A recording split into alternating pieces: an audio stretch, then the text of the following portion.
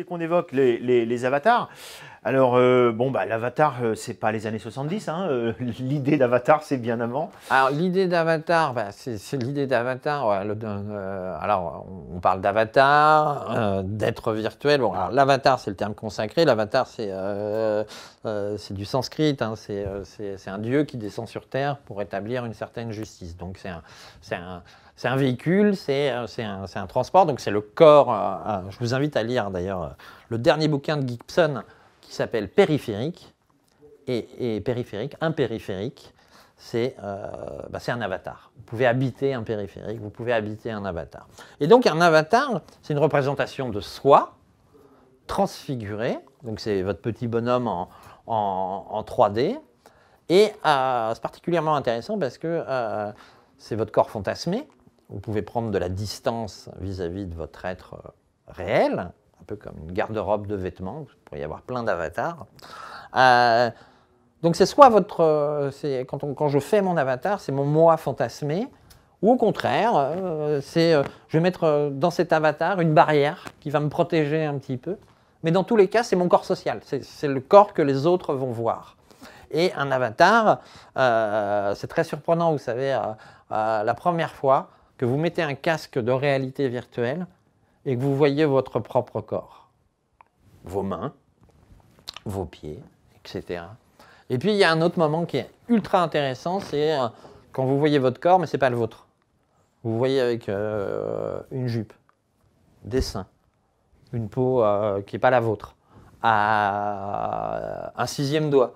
Et donc, l'embodiment, enfin le fait d'avoir un corps incorporé, génère alors ça c'est Yan Min qui pourrait vous en parler, mais génère sans parler d'état de conscience modifié,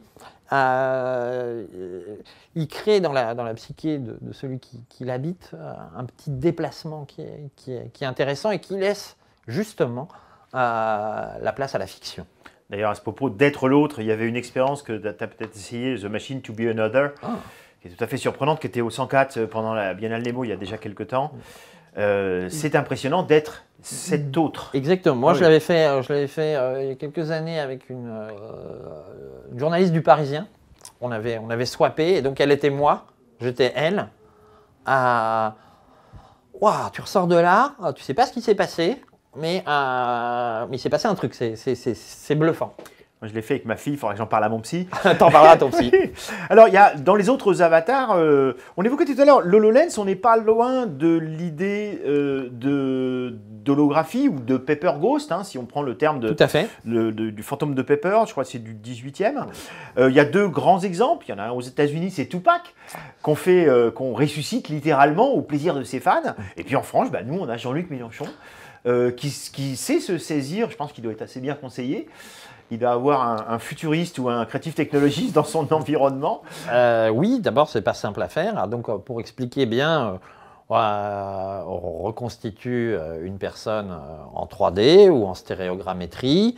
Et puis ensuite, on la projette sur une scène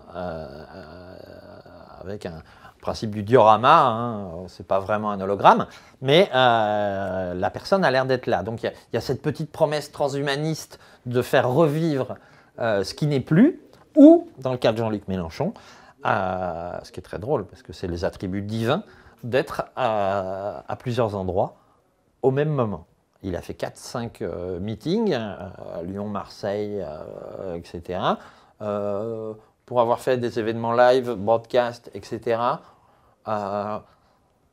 chapeau, parce que c'est extrêmement compliqué à mettre en scène. Et donc l'avatar, alors on le voit très bien avec le deepfake aujourd'hui, on le voit très bien avec tout ça, eh bien je ne sais pas si on a de plus en plus envie, je ne sais pas si c'est de l'ordre de l'envie ou du besoin, mais dans les années à venir, on aura l'usage des avatars va se trouver renforcé, et on l'a vu pendant la pandémie. J'ai vu des gens j'ai décoincé des gens dans VRChat qui disaient « Ouais, non, mais moi, je reste sur le générateur d'avatar, c'est trop bien, je peaufine mon image de moi, etc. » Donc, Et puis quand on connaît pourquoi on parle de réalité virtuelle sociale, bah, c'est là, c'est quand on va montrer son avatar. Finalement, un avatar, c'est quoi d'un point de vue d'une plateforme sociale? Bah, un avatar, c'est un moyen de se raconter différemment. C'est un peu comme c'est comme Carnaval. L'espace d'un temps, on n'est plus celui qu'on est. Alors dans le Carnaval, c'est très classifié. Dans les avatars, c'est nous qui choisissons. On peut changer d'avatar comme de chemise. Mais il paraît que certains avatars peuvent avoir un effet sur nous. À ce propos, je ne te connais que quelques avatars, notamment féminins. Oui, ouais, oui, hein. Oui, j'ai des avatars féminins. C'était pour le salon Virtuality qui a eu lieu récemment, qui était full online. Vous téléchargiez un soft et puis vous faisiez un salon, vous alliez sur les stands. Et j'ai pris un avatar féminin à la fois pour faire un peu de com, du relief dans l'intérêt pour qu'on dise « Oh, on me voit ». Et c'est troublant parce que maintenant, il y a des gens sur LinkedIn qui me disent « Ah non mais Stéphane, tu veux pas changer ton avatar, ça me gêne. » Ou je peux pas… Et il y a un autre truc, c'est un article que j'ai lu avant-hier, une grosse étude, c'est que les gens qui se prenaient un avatar féminin ou pour une raison quelconque racisé ou opprimé, était plus à même, enfin, c'est incliné à plus de compréhension et de tolérance. Je l'ai vu, c'est post-rationalisation, hein, je l'ai juste vu hier. Mais oui, ça m'intéresse.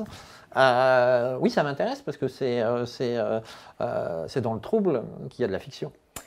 Bien sûr. Alors c'est intéressant quand tu mentionnes d'ailleurs que, au même titre que dans GTA, il y a l'essentiel des gens jouent, mais il y en a qui se promènent et qui vont se perdre au bord de la mer. Regardez un coucher de soleil. Il y a même des œuvres comme ça qui sont faites. Tout à fait. Et là, tu le mentionnes, il y a pas mal de générateurs d'avatars qui sont si bien faits que finalement, les gens vont s'arrêter au moment de faire l'avatar, alors que c'est censé être le sas d'entrée à un monde sans limite et finalement qui vont se satisfaire. Oui, d'autant plus qu'il n'y a pas de règle avec les avatars. C'est-à-dire que vous allez passer, tu vas passer 15 heures à peaufiner ton truc et puis tu sais pas pourquoi, tu vas le montrer, hop, il y a un truc qui va pas marcher, la sociabilité va pas se faire.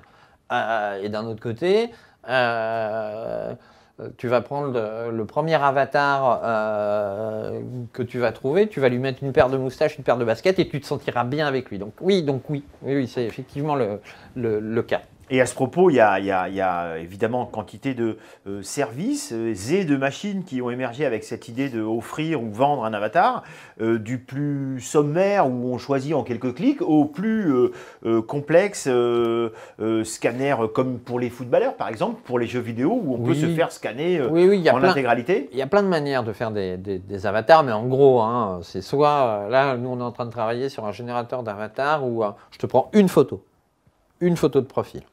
Non, une photo de face, et je te génère un avatar un peu mieux qu'un Playmobil.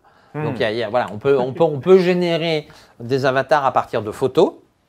On peut assembler un avatar à partir de moustaches, enfin voilà, régler plein de paramètres comme on sculpterait un truc. On peut aussi l'acheter. Sur Fortnite, tu achètes tes skins d'avatar, par exemple. Et puis enfin, on peut se faire scanner effectivement dans des boules. En France, il y a 2-3 entreprises, je crois dont une nantaise, qui font ça. On est scanné en 1 seconde.